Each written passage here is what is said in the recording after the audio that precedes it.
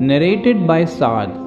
Allah's Prophet ﷺ distributed zakat amongst a group of people while I was sitting there.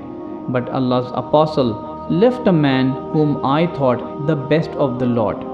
I asked, O Allah's Prophet, why have you left that person? By Allah, I regard him as a faithful believer.